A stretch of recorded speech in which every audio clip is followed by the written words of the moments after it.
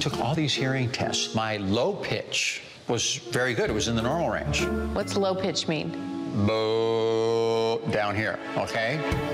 High pitch up here, okay, is where I have problems. So does that mean I have to talk like this all the time? That would help. Okay, you may remember this episode of The Kardashians where Bruce Jenner found out that he had hearing loss. He actually first thought it might be a brain tumor, but new numbers show that hearing loss among middle-aged people and younger is rapidly increasing due to, of course, loud music, the earbuds, and even some medications. But the options to treat hearing loss are improving rapidly. Paul Campoamor with Advanced Hearing Centers of America is with me this morning to talk about it. Paul, thanks for coming in. Do appreciate it. Thank you for having me, Now, a lot of people know I have a history of this. I lost my hearing a while back in one ear, had it fixed.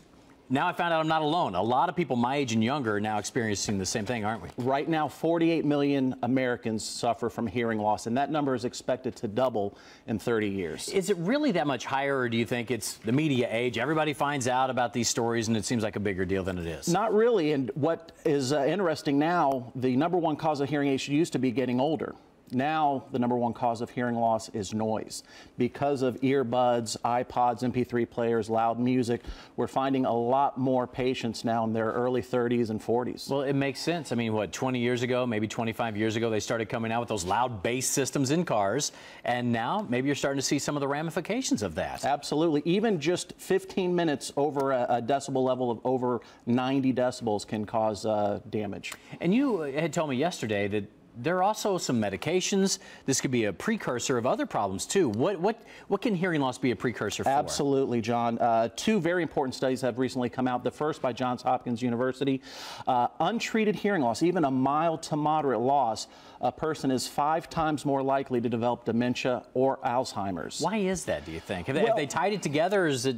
The theory is that if you're not able to store the information correctly, remember the ears are a function of the brain, and so if you're not getting the sound properly, you can't retrieve it when you need to. So there's a possible link with that. Secondly, they just came out with a study linking cardiovascular disease and hearing loss as well. Wow, that's amazing. So it's not just losing your hearing. There's a lot. No, there's a lot. And right now they're recommending the Better Hearing Institute that anyone over the age of 40 should have a hearing evaluation. I want to show some of the people some of these down here. Efrain, if we can get a look at this.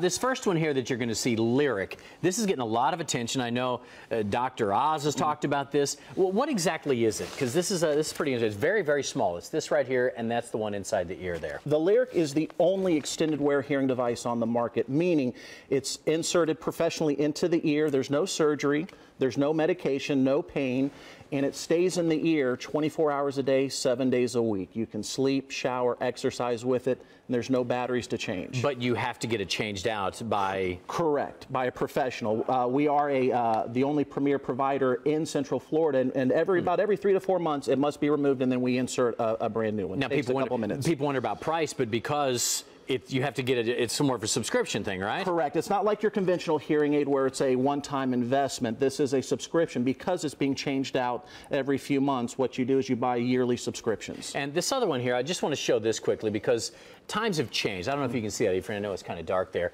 But times have changed. It's not the big bulky thing that we used to see. This is one of the other options, huh? No, this isn't your grandfather's hearing aid. This hearing aid right here, what's so amazing about it, it's actually the most popular type. And what's great, within the last few years, they've added Bluetooth capabilities, meaning we can actually, with the streamer device, we can actually stream cell phones directly into the hearing aids, TV, that's unbelievable, computers, tablets, MP3 players directly into the hearing device. So you can hear it straight through there. Absolutely. Pretty amazing. Yeah, and again, in my case, I didn't even know I had hearing loss. I guess most people don't, do they?